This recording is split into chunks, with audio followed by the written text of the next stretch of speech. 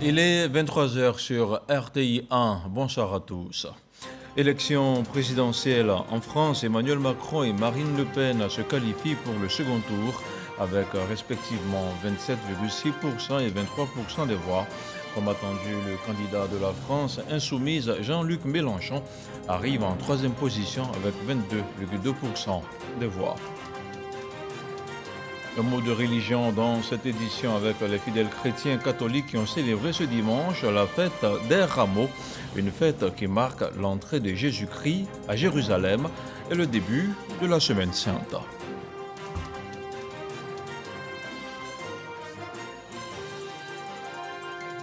Prière et pénitence chez les fidèles musulmans qui sont partagés entre piété et rigueur alimentaire.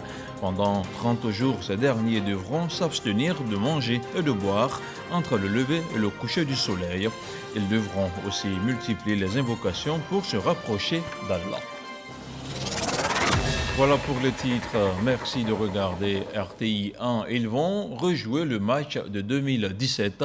En France, le président sortant Emmanuel Macron affrontera de nouveau la candidate du Rassemblement national, Marine Le Pen, au second tour de l'élection présidentielle. Ce dimanche 10 avril, le président sortant est arrivé en tête du premier tour avec 27,6% des voix contre 23% pour sa principale concurrente, Marine Le Pen. Quatrième en 2012 et 2017, Jean-Luc Mélenchon monte cette fois-ci sur la troisième marche du podium, mais échoue une nouvelle fois à se qualifier pour le second tour. Abou Sanogo. Près de 49 millions de Français se sont rendus aux urnes ce dimanche pour départager 12 candidats à l'élection présidentielle. Les candidats se sont rendus dans les bureaux de vote du pays pour glisser leur bulletin dans l'urne pour le premier tour. Anne Hidalgo, candidate du Parti socialiste et maire de Paris, a voté en premier dans le 15e arrondissement de la capitale. Ensuite, Jean-Luc Mélenchon s'est rendu dans l'isoloir à Marseille vers 11h. Dans le nord, le candidat du Parti communiste français, Fabien Roussel, a voté à Saint-Armand-les-Eaux. Marine Le Pen, dans son fief, et Éric Zemmour, dans le 8e arrondissement de Paris. 10 des 12 candidats s'étaient rendus aux urnes en fin de matinée ce dimanche. Et c'est vers 12h30 qu'Emmanuel Macron et Jean Lassalle ont été à leur tour votés. Le président de la République sortant s'est déplacé au Touquet avec son épouse Brigitte Macron. C'est là, dans cette station au Pas-de-Calais, que le président sortant résidait depuis 2011 avant de s'installer à l'Élysée. Après fermeture des bureaux de vote, on connaît les deux candidats qualifiés pour le second tour de l'élection présidentielle. Comme en 2017, Emmanuel Macron et Marine Le Pen s'affronteront lors du second tour le dimanche 24 avril 2022. Emmanuel Macron arrive en tête du scrutin avec 28,60% des suffrages. La candidate du Rassemblement national resserre l'écart par rapport à 2017 en obtenant 24,40% des suffrages. Le débat de l'entre-deux tours aura lieu le mercredi 20 avril avant le second tour. Le taux de participation à 19 GMT était à 75%. Un deuxième tour qui promet absolument. À l'instar des chrétiens catholiques du monde entier, les fidèles chrétiens ont commémoré ce dimanche l'entrée de Jésus-Christ à Jérusalem, une entrée triomphale symbolisée par les rameaux. Dans le district d'Abidjan, notre équipe de reportage a sillonné quelques églises. Le constat de Serge Pacom Didi avec le commentaire de Godefroy Okambawa. À l'instar des chrétiens catholiques du monde, ceux de la paroisse Saint-Jean de Cocody commémorent la fête des rameaux, l'entrée triomphale de Jésus à Jérusalem. Mais selon les consignes du clergé catholique de Côte d'Ivoire, à cause de la Covid-19, il n'y a pas eu de procession dans les rues. Une invitation pour nous à pouvoir faire comme le Christ, nous aimer les uns les autres. Le vendredi saint, nous allons célébrer la passion du Seigneur, Jésus-Christ qui meurt en croix pour nous sauver. Et après l'événement de la passion du Seigneur, le lendemain, nous allons célébrer la résurrection, déjà avec la veillée pascale. À la paroisse Immaculée Conception de Lokochro, dans la commune d'Atekoubé, les fidèles ont également commémoré l'entrée triomphale de Jésus à Jérusalem. C'est la dynamique de la foi qui est en mouvement. Le peuple de Dieu est heureux d'accompagner l'histoire, de marcher avec le Seigneur Jésus. Le peuple de Dieu est heureux de vivre unis à sa parole en ce jour. Attaché aux valeurs religieuses, le premier magistrat de la commune, Paulin Danhaut, exhorte la communauté paroissiale à travers la prière au renforcement de la cohésion sociale et du vivre ensemble. Les fidèles de l'église méthodiste unie, temple du jubilé de Cocody, munis de tiges de palme, commémorent eux aussi l'entrée triomphale de Jésus à Jérusalem. Procession dans les rues, au son de la fanfare. En ce jour, nous célébrons la fête des rameaux, qui est une commémoration, mais mieux, qui est la manifestation ou le témoignage de ce que le Seigneur et Sauveur du monde Jésus-Christ de Nazareth a fait il y a de cela à peu près 2000 ans dans sa terre natale. Le dimanche des rameaux est dans le calendrier liturgique chrétien le dimanche qui précède la fête de Pâques et qui marque également l'entrée dans la Semaine Sainte pour la communauté catholique. Célébration de la fête des rameaux également à Boaké et à Diabo, une occasion pour les guides religieux d'exhorter les fidèles à se rapprocher davantage de Dieu. Religion toujours, 30 tonnes de riz, 400 cartons de sucre et une enveloppe de 10 millions de francs CFA. C'est le don d'un opérateur économique à la communauté musulmane du Sud Comoé. Il a été remis en présence du président du CESEG et du ministre d'État Kobena Kwasi Adjoumani. Des prières ont ensuite été formulées par le COSIM pour le président de la République. Le jeûne du mois de Ramadan se poursuit à Kani, dans la région du Ourodougou, comme partout en Côte d'Ivoire. Il s'agit d'un moment très particulier, un instant unique pendant lequel les fidèles musulmans approfondissent leur foi et modifient leurs habitudes alimentaires. C'est une exigence du Saint-Coran qui va durer 30 jours. Le reportage de Jeanne Toubé.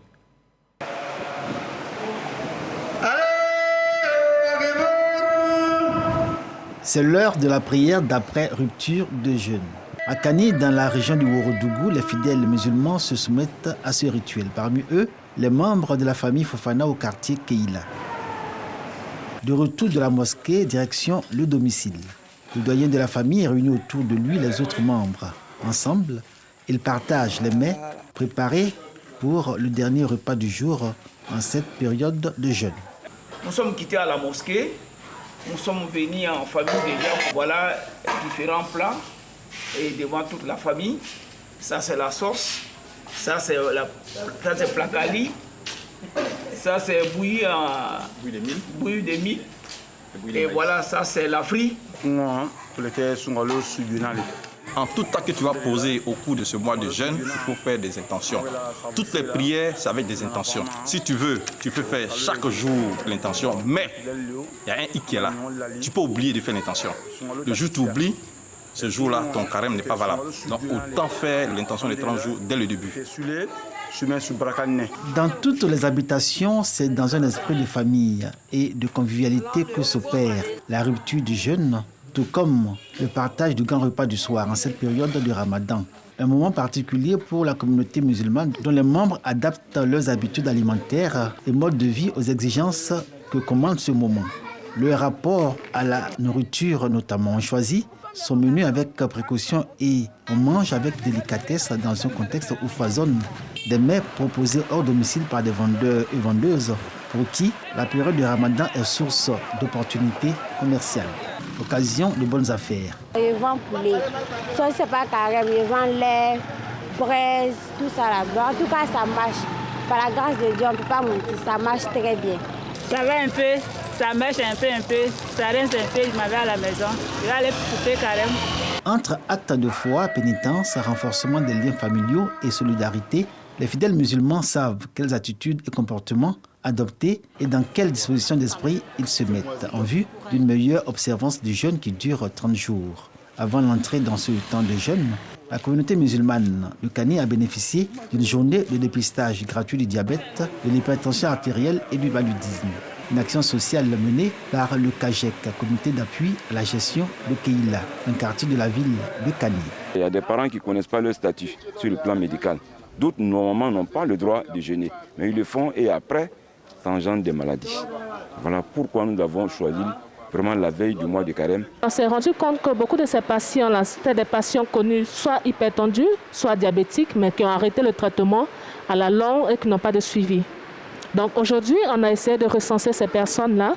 On leur a donné un autre traitement et on va faire le suivi ensemble avec l'ONG qui est venue les soutenir. La journée de dépistage gratuit du diabète, de l'hypertension artérielle et du paludisme a été couplée d'une distribution gratuite de médicaments, occasion offerte à la communauté musulmane de prévenir les maladies liées à l'alimentation durant ce ramadan.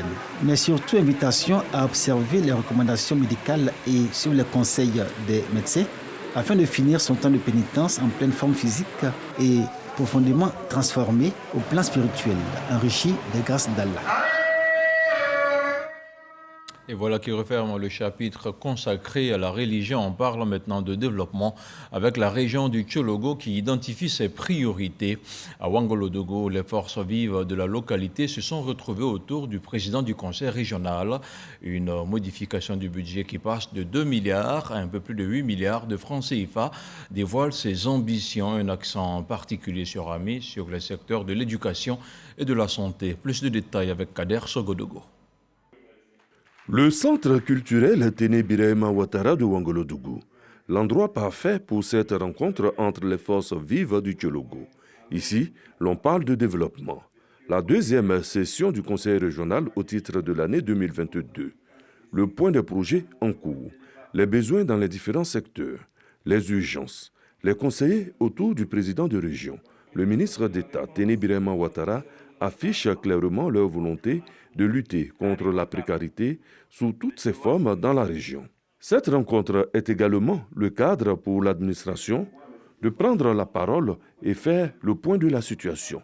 La santé est en bonne place. Nous avons 68 ambulances pour 69 centres de santé. Nous avons un projet innovant de formation des ambulanciers qui sera initié par le conseil régional. Je crois que très bientôt, la pose de la première pierre de certains hôpitaux va se faire par le ministère de la Santé. Temps fort des retrouvailles, la première modification du budget. Un budget qui passe de 2 à un peu plus de 8 milliards de francs CFA. Collèges, écoles primaires, centres de santé, renforcement des châteaux d'eau, pompes hydrauliques, reprofilage lourd de certaines routes, équipements et matériel de bureau.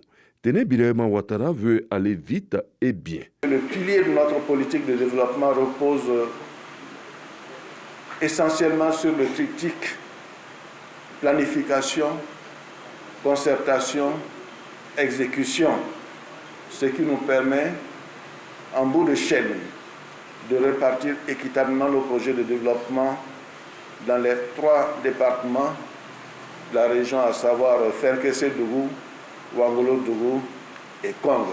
Mettre l'accent sur les retenues d'eau afin de promouvoir et aider nos parents et nos mamans qui exercent dans le secteur de l'élevage et du maraîcher. La région du Tchologo comprend 3 départements. Ferkessé-Dougou, le chef-lieu, Kongo, la cité historique et du vivre ensemble, et Ouangolodougou, la ville aux 2 frontières. Prochaine session, Kongo, certainement dans le mois de juillet. On parle maintenant de défense. À Yamoussoukro, un camp de manœuvre multiple vient de s'ouvrir aux forces armées de Côte d'Ivoire. Logé à l'Académie de formation des armées, l'ex-école militaire de Zambakro est le fruit d'un partenariat entre l'état-major général des armées et l'armée française. Le camp a été inauguré vendredi dernier par le chef d'état-major général des armées. C'est un témoignage de Léon Bro. Une fois à l'Académie de formation des armées, le chef d'état-major général des armées reçoit les honneurs militaires des élèves officiers de la promotion Amadou Gon Coulibaly, puis cap sur la zone d'instruction opérationnelle multiple, 6 à 2 km. Elle comprend un village de combat pour l'entraînement et la formation, un bivouac opérationnel avancé pour parfaire le savoir-faire et le savoir-être des troupes, un pas de tir, aux normes sécuritaires zéro incident sur les riverains, des pistes de combat et de cross, soit un seul site pour plusieurs formations. Ce camp nous permettra d'entraîner nos hommes à des exercices pratiques, mais surtout la plus-value que nous en tirons, c'est l'économie du point de vue logistique. Ce camp se situe à proximité de l'Académie des forces armées. Évidemment, nous réalisons des économies sur les moyens de mobilité, sur les moyens de carburant, parce qu'il y a quelque temps, nous étions obligés, ne serait-ce que pour effectuer des tirs, parcourir au moins une trentaine de kilomètres. Aujourd'hui, leur champ de tir est à 5 minutes. Ce camp militaire multimanœuvre, le fruit de la coopération entre l'état-major général des armées et la direction de coopération de sécurité et de défense de France, le général de corps d'armée Lassina Doumbia le veut un laboratoire de lutte contre le terrorisme. Merci à l'attaché de défense pour avoir permis la réalisation de cette zone qui va forcément avoir un impact positif sur la formation de nos hommes, qui sera nécessairement une plus-value dans la montée en puissance de notre armée, dans l'adaptation de notre armée face à la nouvelle menace asymétrique. Vous verrez par exemple qu'ici, ils auront un parcours d'IED, des engins explosifs improvisés, ce que nous n'avions pas auparavant. Donc déjà à la formation de base, nos hommes apprendront à contrôler ce type de menace. Évolutive, la zone d'instruction opérationnelle multiple au camp militaire multimanœuvre couvre pour l'heure 100 hectares et intègre l'Académie de formation des armées, l'ex-école militaire de Zambakro. En l'inaugurant, les partenaires français ont fait don d'équipements de communication de dernière génération aux forces armées ivoiriennes. Et voilà qui devrait optimiser le rendement de nos forces armées. Et pour vérifier l'effectivité du plafonnement et de l'affichage des prix sur le marché, le CNLVC était dans le Haut-Sassandra. À Daloa, le comité local a été installé et mis officiellement en mission. C'est un compte-rendu de Michel Mambo. Daloa, visite inopinée du CNLVC dans une boutique du quartier Commerce. Le Comité national de lutte contre la vie chère, accompagné des inspecteurs du commerce, s'assure de l'effectivité du plafonnement et de l'affichage des prix. Les larmes aux yeux, le propriétaire plaide non coupable. Vous m'avez demandé pardon, comme c'est un peu seulement qui n'a pas affiché le prix. Ce qui était cycle là, moi j'ai affiché. Quand on m'a demandé là, il dit c'est 700 francs. Il n'a pas trouvé le prix. Il allait ramasser ça. Un plaidoyer qui ne risque pas d'attendrir les inspecteurs du commerce. Fini la sensibilisation, place à la répression. Ce qui va se passer, il viendra au bureau. Il a commis une infraction. Il sera obligé de payer l'amende de 100 000 francs pour un détaillant. Et il a 1 mois pour le faire. Cap ensuite sur un entrepôt au quartier Soleil. Ce grossiste également tombe sous le coup de la loi. On reçoit des marchandises où les prix sont déjà grimpés. Et après l'échange des différentes structures d'Abidjan, les usines avec le gouvernement, c'est difficile pour nous de revoir ces prix à la baisse, puisque personne ne peut prendre ces différentes dommages de pertes-là. Donc on n'a pas le choix. Tous les opérateurs, tous les acteurs du commerce ont reçu l'information et ont reçu les documents. M. Nguessan ne respecte pas les prix plafonnés. Et comme M. le ministre l'a si bien dit, nous a instruit, zéro tolérance. Alors, il sera sanctionné sévèrement et conformément à la réglementation en vigueur. Dans cette grisaille, un bon élève tout de même. Sissoko Mamadou affiche et respecte le plafonnement des prix. Et la traque se poursuit sur le marché. Après le district d'Abidjan, le Comité national de lutte contre la vie chère étend ses actions à l'intérieur du pays. Première étape donc, Daloa. Premier objectif, le strict respect des mesures prises par le gouvernement pour préserver le pouvoir d'achat des populations. Toutes les populations sont informées des décisions qui ont été prises par le gouvernement et donc tout le monde devait appliquer ces décisions-là. À l'occasion de cette visite de terrain, le comité local de lutte contre la vie chère avec à sa tête Kwame Kofi, préfet de la région du Haut-Sassandra, préfet du département de Daloa, a été officiellement mis en mission. Et la Côte d'Ivoire ne relâche pas ses efforts dans la lutte contre la Covid-19. Tout de suite, le point de la situation.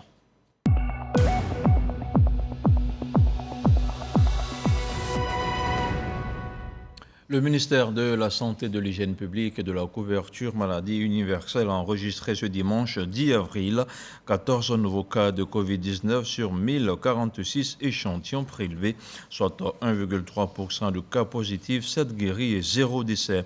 À la date du 10 avril, la Côte d'Ivoire compte donc 81 828 cas confirmés, dont 80 985 personnes guéries, 796 décès et 38 cas actifs. Le nombre total d'échantillons est d'1 482 520.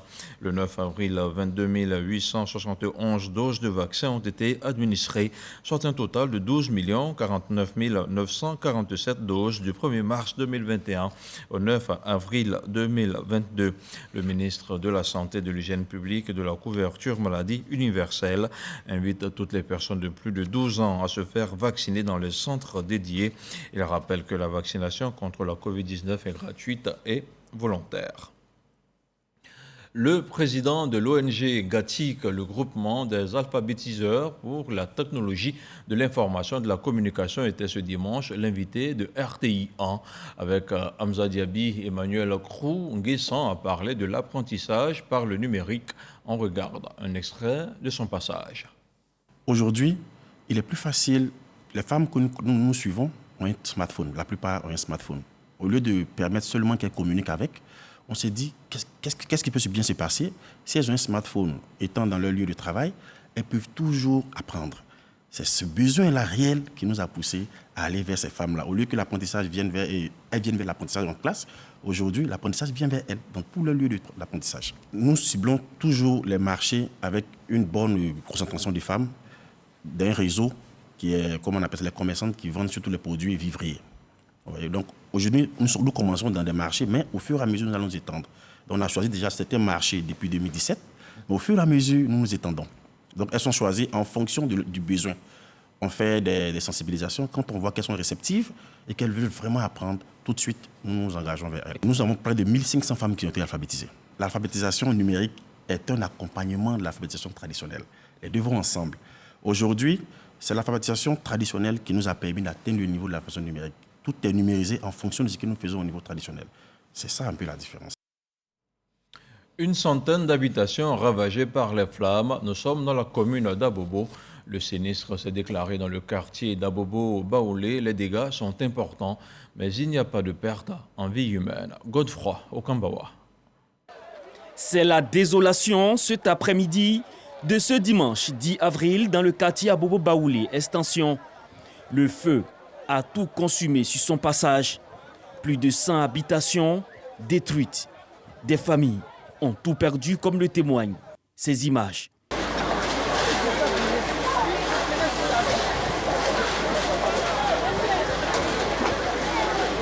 Selon les témoins, le feu est parti d'une explosion d'une bouteille de gaz.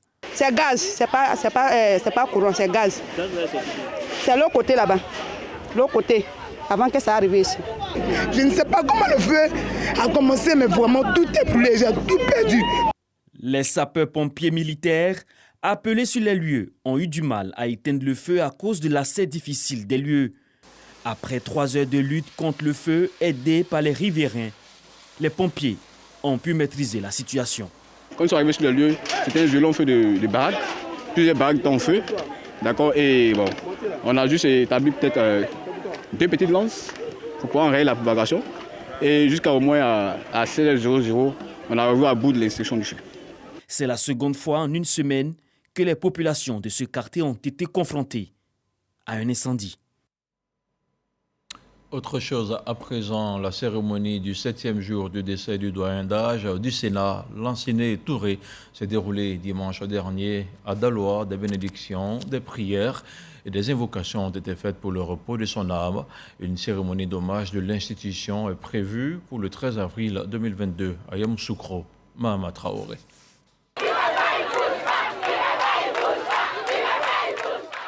Au Sénat, il représentait la région du Haut-Sassandra. Lanciné Touré était aussi le doyen d'âge de la Chambre haute du Parlement. Suite au décès survenu le 26 mars dernier, la dépouille du sénateur Lanciné Touré a été inhumée le mercredi 30 mars au cimetière municipal de Daloa, capitale de la région du Haut-Sassandra. Dimanche 3 avril, famille, collègues, amis, proches et connaissances se sont retrouvés à Daloa pour une ultime séance de bénédiction en faveur du défunt lors de la cérémonie de sacrifice de 7e jour. Étaient aussi présents des membres du gouvernement, du Sénat, des compagnons politiques. Tous ont rendu hommage à feu Lanciné Touré. Lanciné Touré est le sage du Sénat. C'est celui qui a présidé l'élection du premier président du Sénat de Côte d'Ivoire, à savoir M. Jeannot Ahoussou Kouadio. Il a été d'une grande contribution à l'épanouissement du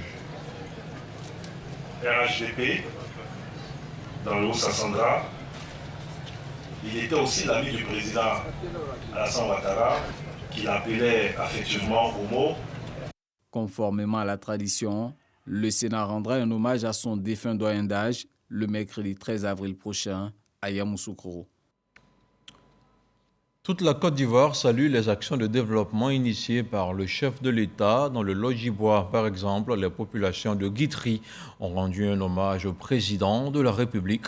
Une cérémonie de reconnaissance à Alassane Ouattara, parrainée par le ministre Amédée Kouakou. Le compte-rendu d'Éric Goré. Elles sont sorties de tous les campements environnants pour être témoins oculaires de ces faits. La nouvelle est bonne, car ces populations agricoles, avec à leur tête les chefs coutumiers et les chefs de communauté, manifestent leur reconnaissance au président de la République. Arriver à Guitry, il faut faire au moins 4 heures de temps.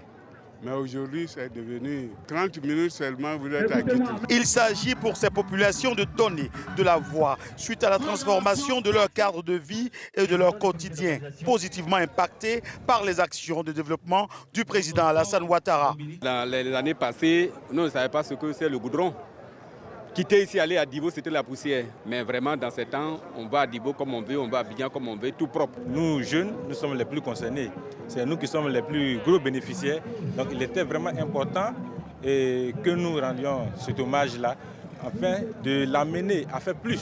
Un événement symbolisé par la présence d'un collaborateur du président de la République, Amédée Kouakou, en est le parrain. Lorsqu'il s'adresse aux populations de Guitry, Amédée Kouakou va saluer l'initiative, non sans évoquer toutes ces actions de développement du président de la République qui sont en cours. J'ai bien compris qu'ici à Guitry, il y a du travail qui a été fait. Mais il reste encore beaucoup à faire. Nous savons aussi que vous avez des problèmes d'électricité, vous avez des problèmes d'eau. Tout ça, tous les cadres ensemble, nous allons nous mettre ensemble pour travailler. Il reste les campements qui sont à côté des gros villages, mais ça aussi, le président a donné des instructions. Nous allons travailler dans ce sens. Donc vous devez travailler dans le sens de la cohésion entre l'ensemble des fils de Guitry, entre l'ensemble des fils du Lodjibois. Vous pouvez compter sur nous. Restez en contact avec mon chef de cabinet, l'ensemble des cadres, des élus du Lodjibois. Nous allons nous mettre ensemble pour voir comment on peut vous appuyer. Au terme de cette cérémonie d'hommage au président Alassane Ouattara, une association de jeunes a été investie.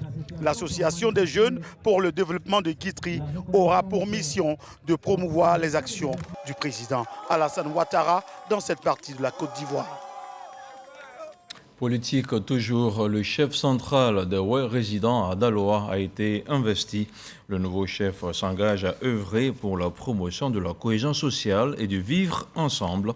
Une investiture en présence des ministres Mamadou Touré et Anne-Désiré Ouloto. Les deux membres du gouvernement ont invité l'ensemble des têtes couronnées à soutenir le nouveau chef pour la réussite de sa mission. Allons-y maintenant faire le tour de l'actualité dans le monde en 7 jours. C'est une sélection signée Abou Sanogo.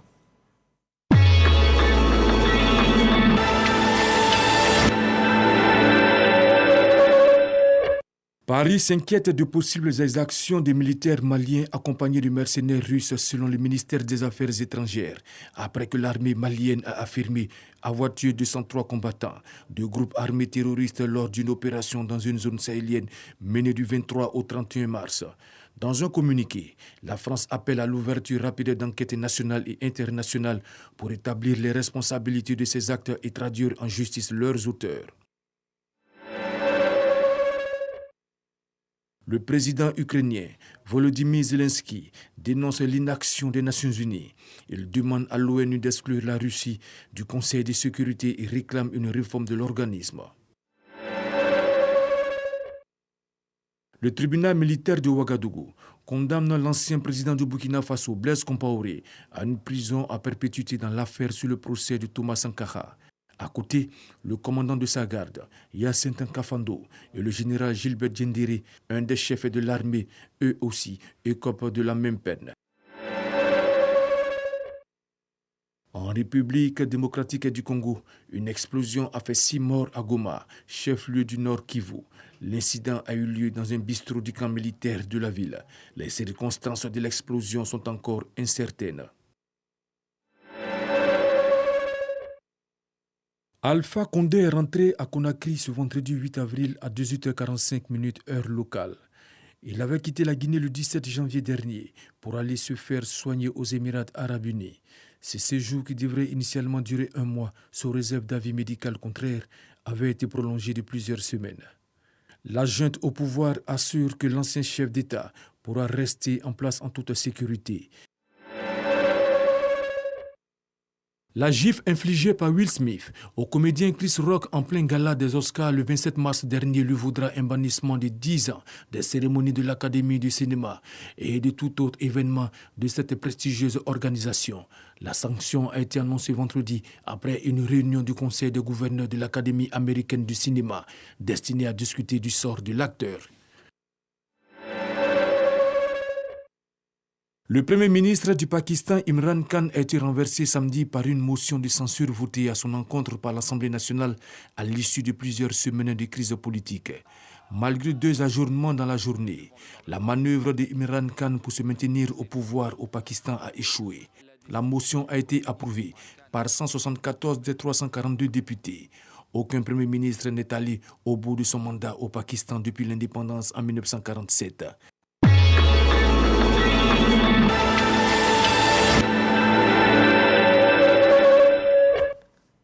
Ainsi se referme ce journal préparé par l'ensemble des équipes rédactionnelles et techniques de RTI 1. Merci de nous avoir suivis. Bonsoir et que la paix soit avec vous.